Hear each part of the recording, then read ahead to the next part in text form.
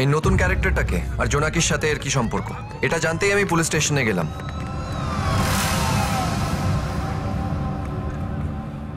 এই জোনাকি, নিজের বাবাকে একটু বলে দাও তো যে তুমি আমাকেই ভালোবাসো আর আমার সাথেই বিয়ে করবে।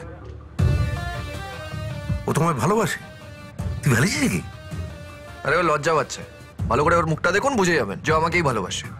আর এই মালটাকে উড়ে এসে জুড়ে বসেছে। ও আমার হবু জামাই, সামনের মাসে ওদের বিয়ে। যা, ইয়ার্কি মারছেন। আমি তোর সাথে ইয়ার্কি মারছি? মনে তো তাই হচ্ছে। এই, তোমার দাদাগিরি পাড়ার রকে আর কলেজে দেখাবে। ভুল করেও আমার এখানে এসব দেখাতে যেও না, প্রবলেমে পড়ে যাবে। জোনাকি আমার হবু বউ, ওকে নিয়ে কিছু ভেবে থাকলে ভুলে যাও। 100 টাকা দে তো। হ্যাঁ হ্যাঁ, এই 100 টাকা রাখ আর জোনাকিকে ভুলে যা। তোর এত বড় সাহস! আর 10 টাকা দে, চা পানি। কি বললি তুই? এই সিদ্ধার্থ, কি হচ্ছে? কি জোনাকি আছে, প্লিজ আমায় সত্যি করে একটা কথা বলতো না? তুই আমায় বলতিস আমি যাকে বলবো তাকেই তুই বিয়ে করবি। এখন বলতো এদের মধ্যে কাকে বিয়ে করতে চাস তুই?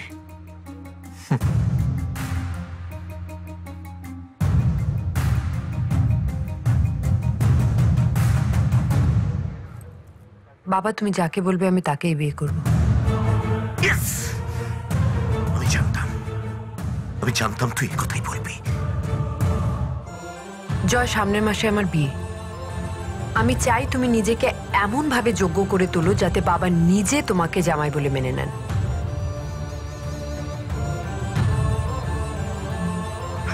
আমি বিয়ের দিন কনের সাজে তোমার অপেক্ষা করব।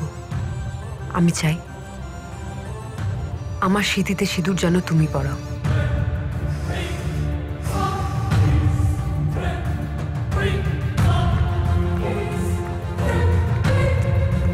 তাহলে ব্যাপারটা কোথায় দাঁড়ালো? কিচ্ছু দাঁড়ায়নি, যেখানে দাঁড়িয়ে ছিল সেখানেই দাঁড়িয়ে আছে। আমি মরে গেলেও তোমার মতো অযোগ্য ছেলের সাথে আমি আমার মেয়ে বিয়ে হতে দেবো না। দেখো সিদ্ধার্থকে, দেখো আমার মেয়েকে বিয়ে করবে বলে 4 বছর ধরে ওর থেকে নিজেকে সরিয়ে রেখেছে, নিজেকে প্রস্তুত করেছে, যোগ্য বলে নিজেকে প্রমাণ করেছে। আর তুমি কি আছে তোমার? শুধু দাদাগিরি আর ডায়লগবাজি। সব ওপর থেকে ফিক্স করা স্যার, আর এখানে সব ফিক্স আমি করি। আপনি কখনো ভেবেছিলেন যে আমি ইঞ্জিনিয়ারিং পাশ করতে পারবো? কিন্তু আপনি নিজে আমাকে টুকতে সাহায্য করেছিলেন। কখনো ভেবেছিলেন যে জোনাকি আমার মতন একটা ছেলেকে ভালোবাসবে? এটাও করে দেখাবো স্যার। 1 মাস অনেকটা সময়, ঠিকঠাক যখন একটা জায়গা পাবো না, 1 সেকেন্ডে খেলা ঘুরিয়ে দেবো।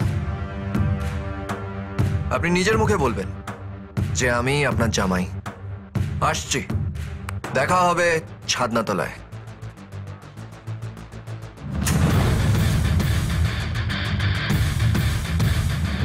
তুমি একমাত্র পারো ওর এই ভুলটা ভেঙে দিতে।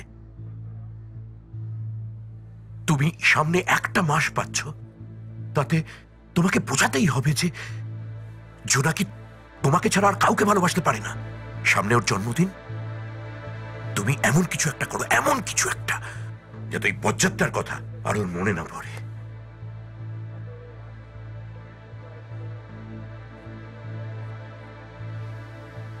হাই জোনাকি, হ্যাপি বার্থডে। তোমার থেকে দূরে থেকেও 4 বছর ধরে তোমার বার্থডে সেলিব্রেট করে এসেছি। তোমার কতটা মিস করি, তোমার কতটা ভালোবাসি, শুধু এইটুকু বোঝানোর জন্য এই ভিডিওটা বানিয়েছি। Enjoy.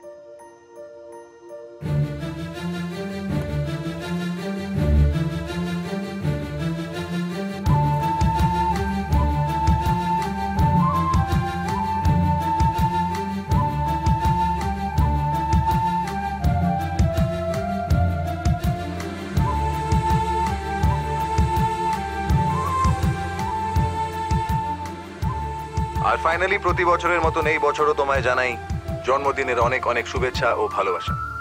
Happy birthday Jonaki. So just one last thing, will you marry me please?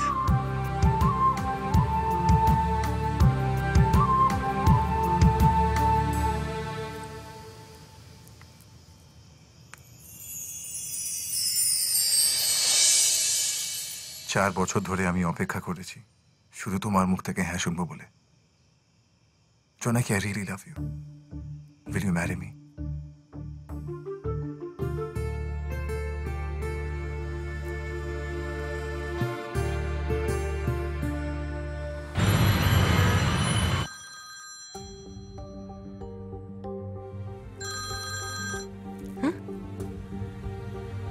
কিরে, ফোনটা ধরলি না কেন?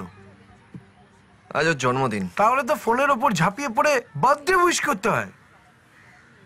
এসব happy birthday, happy anniversary, happy Valentine's day এসব আমার পোষায় না। আচ্ছা, 5 নম্বর ঘাটটার ব্যাপারে কিছু ভাবলি? ভাববো। কবে? এটা তো পরীক্ষা নয় যে টুকে পাস করবি, এখানে লড়ে পাস করতে হবে। তার উপর লড়াইটা আবার পুলিশের সাথে, ধারে ভাড়ে তোর থেকে অনেক বড়। হ্যাঁ, এই জিম্বাবুয়ে অস্ট্রেলিয়াকে হারিয়েছে। আমার শুধু একটা দিনের দরকার, জোনাকির বিয়ে আমার সাথেই হবে।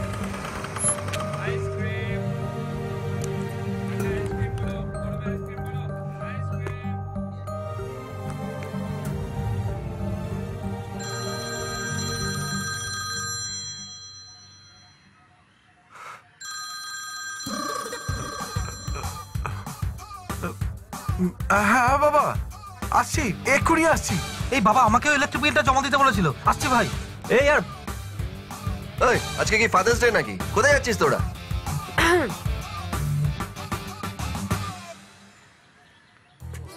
তোমার ফোন কেন তুলছি না এছাড়া যে কোনো প্রশ্ন থাকলে তুমি করতে পারো। তাহলে সিগারেটটা ফেলে দাও। পারলাম না। তোমার অনেক আগে সিগারেট আমার জীবনে এসছে। এবার যদি তোমার পর অন্য কোনো মেয়ে আমার জীবনে আসে তার মানে কি আমি তোমাকে ছেড়ে দেবো? বাজে কথা বাদ দাও জয়। আজকে আমার বার্থডে, সেটা জানো তো? জানি। তাহলে তোমার থেকে একটা গিফট তো এক্সপেক্ট করতে পারি। ওইসব আমার কাছে নেই। একটা উইশ নিশ্চয়ই আছে, সেটা নিশ্চয় করতে পারো। এসব আমার আসে না। রাইট, এখানেই তোমার সাথে সিদ্ধার্থর তফাৎ জয়। জানো কাল সিদ্ধার্থ আমায় কত বড় সারপ্রাইজ দিয়েছে? বাইরে নিয়ে গেছে, আমায় হীরের আংটি দিয়ে প্রপোজ করেছে। আমি সারা জীবন তোমার সাথে থাকতে চাই জয়, কিন্তু সেই সম্পর্কটাকে ভালো রাখার দায়িত্ব যেমন আমার তেমনি তোমারও। প্রত্যেকের লাইফে একটা অপশন থাকে, গুড, বেটার, বেস্ট। তুমি কোন অপশনটা বেছে নেবে সেটা তোমার দায়িত্ব। আমি একা সেটা বেছে নিতে পারবো না। অপশনস?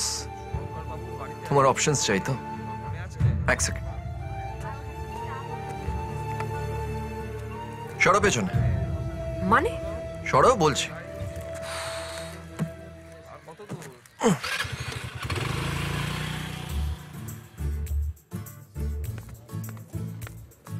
কিরে, তুই এখানে? হ্যাঁ, এই একটু ফার্নিচার দেখতে এলাম। আচ্ছা, ভালো আছিস? এই তো চলছে। চল চল চল। যা দেখ। এটা তো ইন্টেরিয়র ডেকোরেশনের জায়গা। জানি। এখন কিছুক্ষণের জন্য ভেবে নাও যে এটা আমাদের বাড়ি, আর বিয়ের পর আমরা এখানেই থাকবো। এসো। এখানে এখানে কেন? মানে বসো। হ্যাঁ, টিভিটা চালাও। চালাও।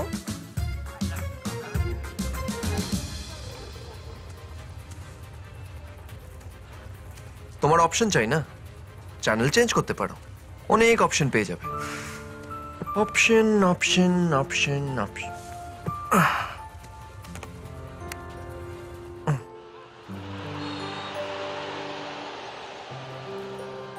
এই যে হ্যালো, আমাকে এখানে একা রেখে তুমি ওখানে গিয়ে বসলে কেন? আমি ম্যাচ দেখবো।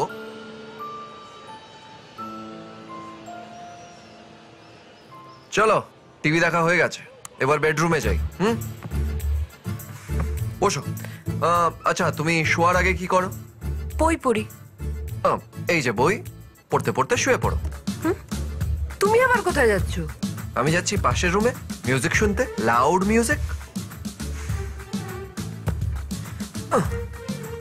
তুমি কি করতে চাইছো বলো তো? আমি কিছু বুঝতে পারছি না। কিন্তু আমি এটাই বোঝাতে চাইছিলাম যে জীবনে বেশি অপশন থাকলে ইমোশনটা কমে যায় আর মানুষ ঘেটে যায়।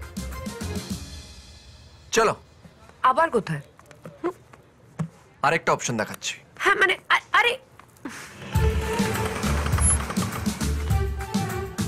এটা কোথায়?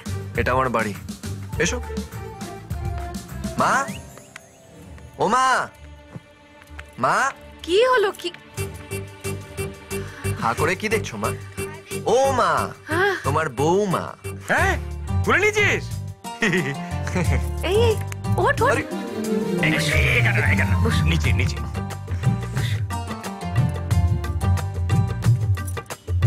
হ্যাঁ গো, তুমি যত সুন্দর বলছিলে এ তো তার থেকে অনেক বেশি সুন্দর।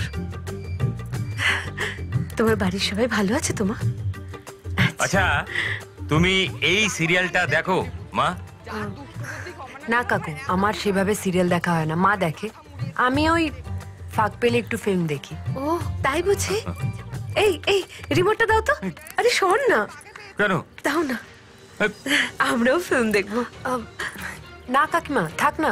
কাকু যেটা দেখছিল আমরা পরে দেখি। না না, ও বরং পরে সিরিয়ালটা রিপিট টেলিকাস্ট দেখে নেবে। এখন আমরা সবাই মিলে বসে একসঙ্গে ফিল্ম দেখবো। সবাই মিলে একসঙ্গে বসে দেখার মজাটাই আলাদা, তাই না?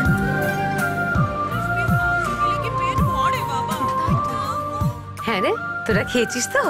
হ্যাঁ খেয়েছি। হাওয়া বাতাস। হ্যাঁ, সে কি কথা? দেখেছো, বেলা 3টে বাজে এখনো খাইনি কিছু। ধরো এটা। আয় আয় আয়, এসো মা এসো, খেতে দিচ্ছি, এসো। বাজারের সেরা মাছটা আমার জন্য রাখা থাকে, বুঝলে? তুমি মাছ খাও তো মা? হ্যাঁ কাকু খাই, কিন্তু কাঁটা বাছতে পারি না। একদম রাজ্যটক। জয়ও কাঁটা বাঁচতে পারে না। ওর মা এখনো ওকে কাঁটা বেছে দেয়। এখন 2 হাতে 2জনের কাঁটা বেছে দেবে। দাম বেছে দিচ্ছি। না না কাকিমা, আমি করে নেবো, বেছে নেবো। থাক, আর লজ্জা পেতে হবে না, আমি খাইয়ে দিচ্ছি। খাও।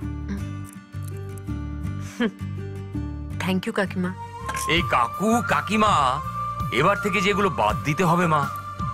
এর চেয়ে তুমি যদি আমাদের বাবা মা বলে ডাকো আমাদের ভালো লাগবে। ঠিক আছে বাবা। ইয়া!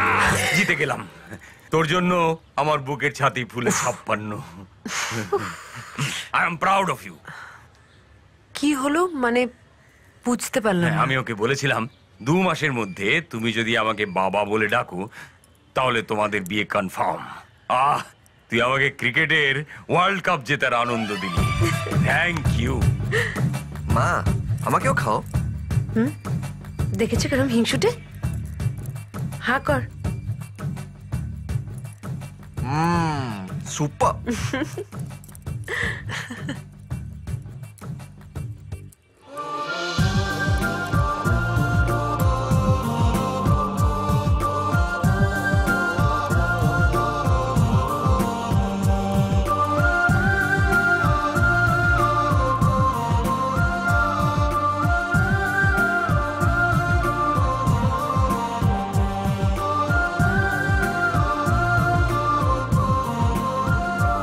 এসো, এটা আমাদের রুম।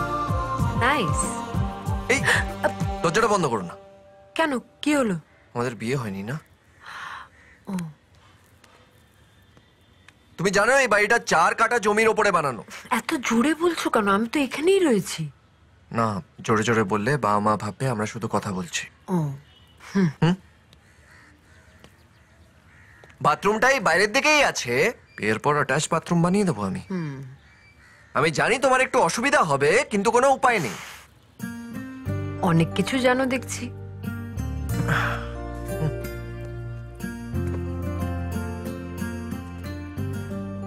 এখান থেকে বাস স্ট্যান্ডে যেতে 10 মিনিটও লাগে না।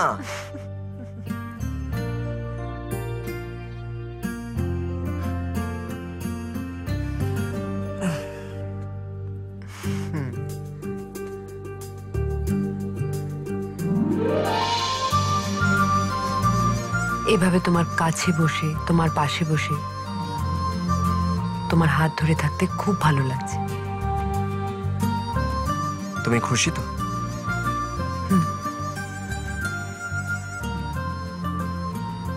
যেখানে তোমাকে নিয়ে গেছিলাম ওটা আমার জীবন না।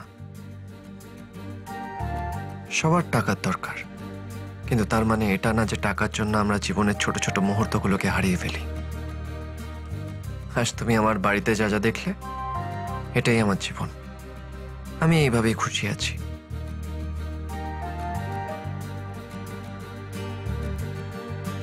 আমি হয়তো ডায়মন্ড রিং দিয়ে তোমাকে প্রপোজ করতে পারবো না। আমি নিজের মতন করেই তোমাকে প্রপোজ করি?